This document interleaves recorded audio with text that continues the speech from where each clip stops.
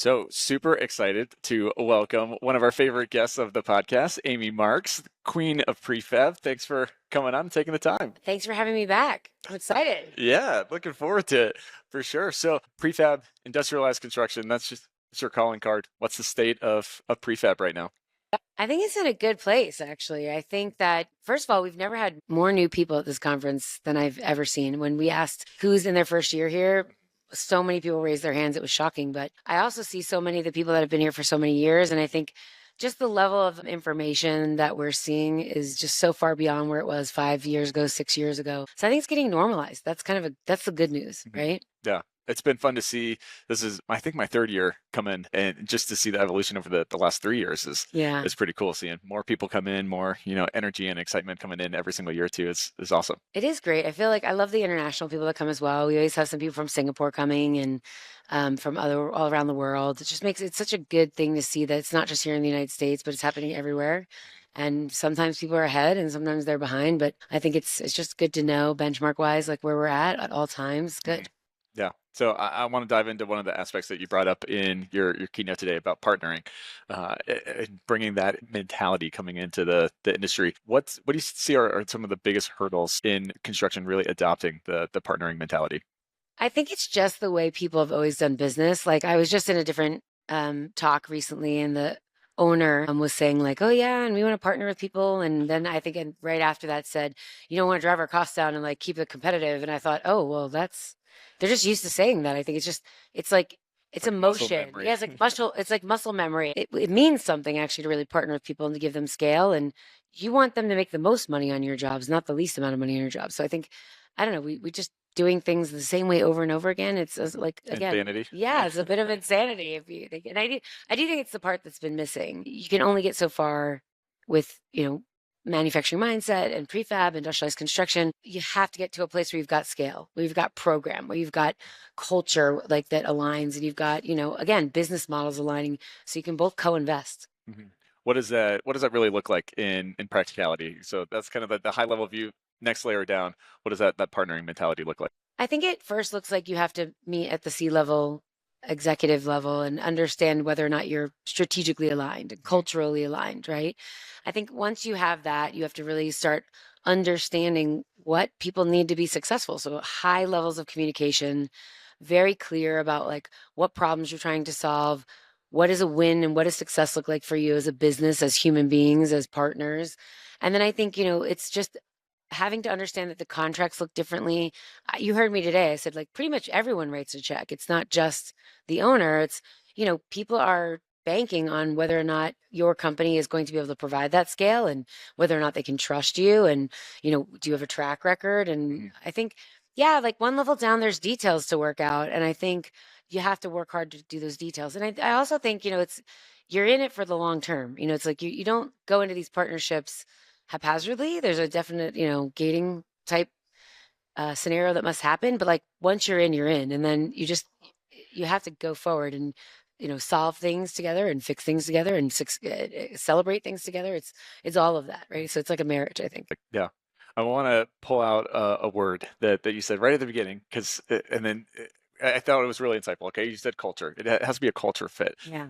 and I think that's something that is overlooked a lot of times. So if it's not the right culture, that makes the partnership incredibly difficult. Why, from your perspective, do you think that the culture is such a critical component to a good partnership? I think it's just so important because I mean, it's the way you're going to behave with each other. It's the way you're going to behave with your own teams. It's the way you're going to interact with our other partners. And I think, again, like we're just human beings, and none of us are really that good at being liked all the time or communicating all the time well. And I think the Compass culture is it's not just a word. I mean, like when you go to work there, there's months of training, there's months of watching videos, there's constant interactions around culture. I just came from a class that we go to with our CEO, and he was talking about biases, and it's just constantly training around the culture and acting in the culture, and people calling each other up when they're not acting within the culture, not just internally but with our partners. So I think it's not a word. It is literally there's a tangible platform of learning and interactions that you have, and a constant upkeep of it and an evolving of it, right? So we're constantly looking at our strategic anchors and our, our core convictions and things like that, and they're evolving over time, and it's important, right? So like, as an example, this year we're really focusing on visual first for things. I think it's great. It's like I'm trying to do everything I'm doing so that you don't have to read anything, almost like, if I had to explain it to you, that's a great thing, right? And I think that's important, right? So that we have a focus and we're all trying to move in the same direction. Yeah. So I'm going to pivot. So data centers, Okay. your new world here. Data centers seems really at the heart of the AI race and really central to prefab Yeah. as well too in many ways. Uh, from your perspective, why? Why are data centers the key really? So, I mean, I'm back in data centers. Remember, I used to build data centers, prefabricated data centers, Yeah. and I consult on those. Why? I mean, like, I don't mean this to sound funny, but like, they're not the most complicated buildings on the planet, right? They're complicated and they have heavy MEP requirements. So they have high complexity in certain locations and aspects, but overarchingly, they're not as complex as like a semiconductor fabrication facility. So they're manageable, maybe is the right way to say it. Not that they're simple, they're just manageable.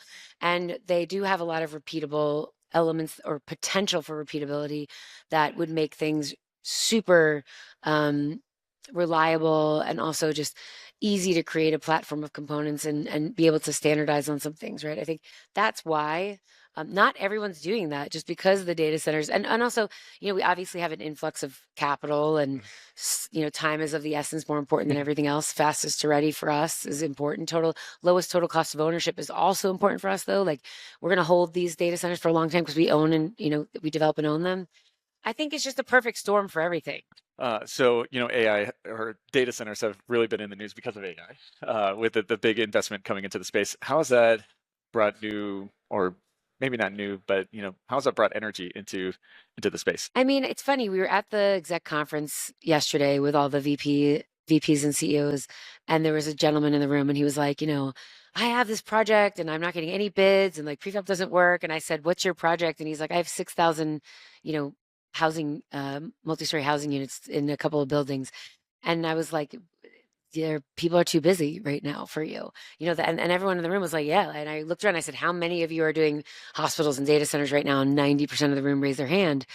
And I think there's a lot of good aspects about data centers and the very complex things that are happening there and there's a lot of work, right? And so I actually think there might be more work than we have companies for. So partnering is even more important to like, I used to say pick your kickball teams, but I think it's really important right now because of the capacity that's out there with the market right now with the labor and the skilled labor. And it's huge right now. You have to do this. Yeah. So when we talk about AI and then automation, what is that factor coming into this year, and what gets you excited about those? I mean, it's just driving capacity, right? So I think that's the benefit for us. People need more data center and they need them faster, right? That's a lot of the AI is driving that. Now, AI for us is driving other things internally with the way we do business, the way that we talk about things, the way that we do our work. So I mean, it's part of everything in our lives that we're getting productive by it. We're actually producing because of it. And I think, the need is there because of AI and things that are going on. So I think when you say AI in this world, you kind of have to say like, well, which part and like from what lenses are we talking about it? Yeah. Right. As a provider, as a application, I'll just say as a provider, as an application, you have to understand from what perspective are we talking about AI? So for the average attendee coming into Advancing Prefab, we're going to look at it through their perspective right now. AI, what's the threat and what's the opportunity that they should be looking at? I think it's more opportunity than threat, to be honest. I mean, again, like where most people are working with the tools here in some ways or with the machine tools, it's not that AI is going to take your job. It's that somebody who knows how to use AI and do your job might take your job before you have, again, it's a weird thing to say though, in some ways. It's almost like the scarcity around prefab when they said back in the day, like, the more prefab you do, like, you're taking my job away. And then we were like, who wants these jobs? Like, really? Now we're like, we need people for these jobs. I think it's a little bit of the same thing here still. It's like, should you learn how to do prefab? Yes. We should have said that to each other 10 years ago. It wasn't going to take your job. You just needed to get better at it. I think it's in my world, it's still the same with AI. It's in our world, not for every job. I think there are definitely jobs that are going to be displaced by different things. But I like to think of it as like, humans just have better things to do with their time right now. And so it's almost like, what's the opportunity cost that because we didn't have AI, we couldn't elevate to a higher level of, consciousness in our business. I think it's allowing us to do better things in general, in my opinion. So what are the kind of the key data metrics that people should be thinking of, should be tracking, should be keeping up with in order to make those better kind of business decisions, whether it's with AI or Yeah, I mean, I think it just depends on your business, as an example. So we had some guys here yesterday that were talking about their business and they were talking about how many detailers they have. And he was really open about it. US Engineering was talking with us, Brandon, and he said, like, they have 80 detailers, I think he said, when they were doing $250 million worth of work. And then, now he's doing about, I don't know, 650, he said. And I said, how many detailers do you have? And he said 80. And I said, that's pretty good. No one really talks about revenue per detailer, but if I were him, we were like, that's a pretty good indicator that you're doing well in some ways, right? So that's a different indicator than anybody else would say. And I think, does it show the return on investment they've made in BIM to fab technology? Yes, I think so. I think you shouldn't have to talk about that anymore at this point if he's tripled his revenue and still using the same number of detailers. Again, like that's a very specific metric. Every business is different, right? It's like it depends what your drivers are, what you should be measuring. And I think the closer you get to that driver, measuring something that's easy to measure, that's automatically measured. We have a data mart that we have that collects our ESG data automatically. So we don't actually have, I was like human hands collecting things not for everything. Like we're moving more and more things to be collected by the data mart. But yeah, for us, that's an indicator, right? How easy is it now for us to provide that sustainability information now that we have the data mart? That's a metric for us, right? It might not be a metric for somebody else, but for us, it is. So I think very company specific in what you're trying to accomplish. so if you had to boil everything down to kind of one key takeaway and nugget for people here at Advancing Prefab, what would the takeaway be this year? Oof, it's tough. Every year we've had a theme. I think to me, partnering obviously is the theme for this year, combined with the manufacturing mindset is really the win for the win, right? But I think what I want them to take away is I'd love for them to meet new people and do more business with the people they meet here. I think that's really the benefit of this conference is that people do business from this conference. So it's not just about hearing people's marketing materials or walking around and giving out, koozies and stuff like that. I think, although the koozies are great. You gotta get free swag. But I'm not allowed to bring any more home. But the trick is really to meet some great people and do some business with those people, and that's really why we're here.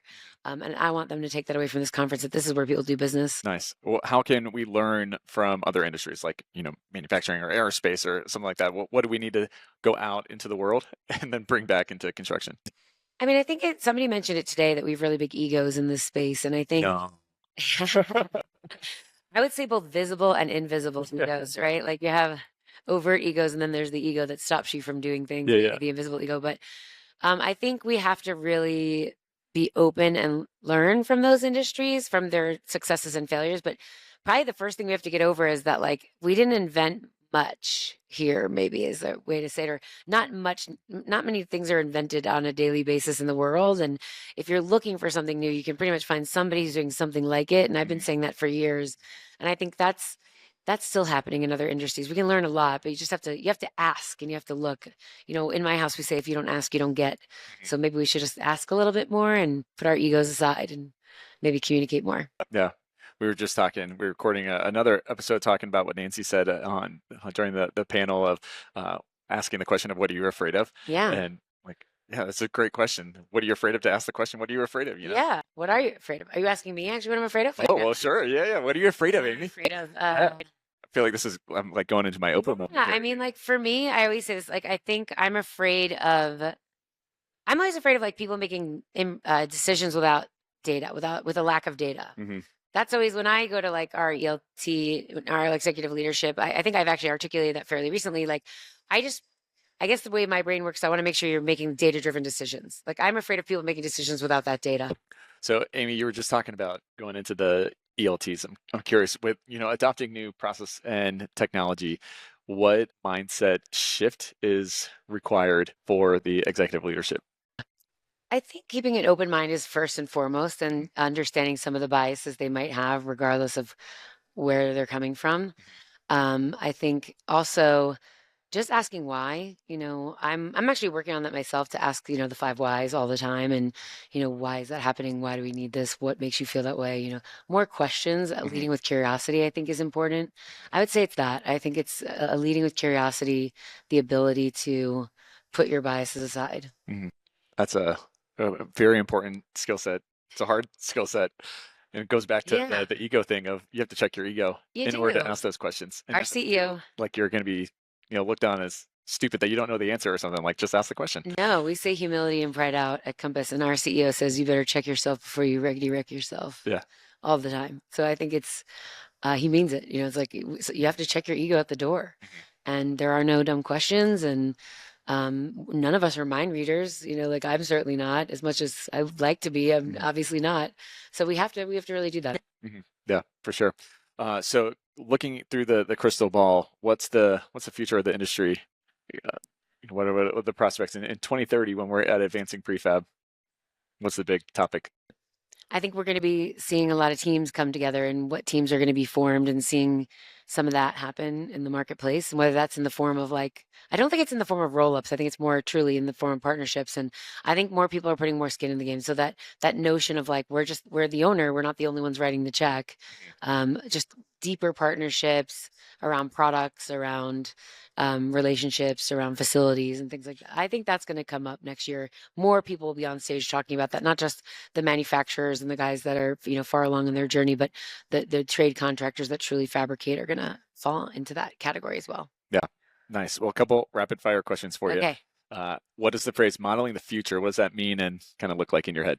I think modeling the future looks like what does our workforce look like in the future state? I think in my head, like if I had to think of what the people look like and the diversity and perspective, and I don't know, I hope we have a different workforce like coming forward. Mhm. That's what I think. What do you think? Say that. Yeah. So I said rapid fire, so I'm going to go on a tangent though. Okay. Uh, U.S. Rugby, I gotta So good. bring the plug in there.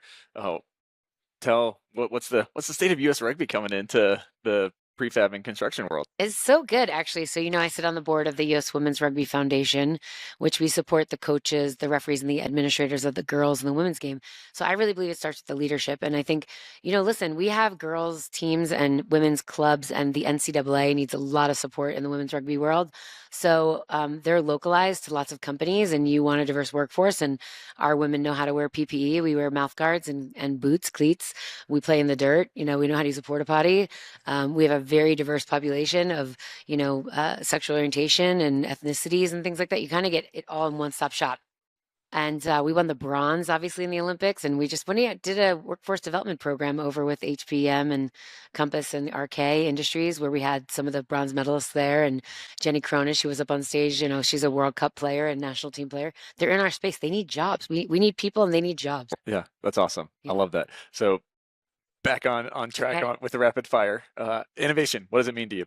Ooh, that's such a big question. I think for me, at least this year, I would say I've been toying with the question like, is innovation like born within us, or can we teach it? Mm, Is it bred, born mhm, or bred? I think it's both. I think some people are inherently just wired like that, and some people aren't. And I think, but we can teach it. And I think so. I'd love to see more incremental innovation from those that either are born or bred. But I think it's something we can teach, and I think it's something that we can measure, and I think it's something we can encourage. mhm. So I love the borner bread. I may pull that into some of the questionings. I love That's it. a, I it's a love it. good thing to It's my explore next there. keynote actually at my next conference. So Nice. yeah, we can talk more about it. That's awesome. How do people find out more information and try to keep up with all the amazing things that you got going on? Well, I think obviously Compass Datacenters is all over the media, which is fantastic. I love all the new partnerships we have. We just launched one with Siemens. In December, we have one with Vertiv and Schneider that you saw, doing some stuff with RK Industries and people like that and Cummins. But yeah, I think look on social media. You can definitely always reach me on LinkedIn, at Amy Marks, and Queen of Prefab, obviously. But I think that, yeah, we're just trying to keep up with everybody. I try to respond to everybody that writes me or reaches out to me because I'm always open to communicate and things like that. So yeah, I'm pretty easy to find, to be honest. I think, right? I'm Yeah. pretty easy Oh, to for find. sure. Okay, For good. sure. Yeah. Well, final question for you. If I could give you all construction power, you could snap your fingers and innovate one thing. What would you pick to innovate? So hard. I'm tired of saying we have 3% women in the trades. It's just tiresome. Mhm. I would love to see us have 50% women in the trades, of the trades being 50% women. Awesome. Love it. There you go. Snap, snap. That's how it works. We got to have more rugby players in there. Yeah, I like it. Amy, thanks so much for coming and taking the time as always and bearing with us through fun No, it was live fun. It recording was definitely stuff. fun. It was good.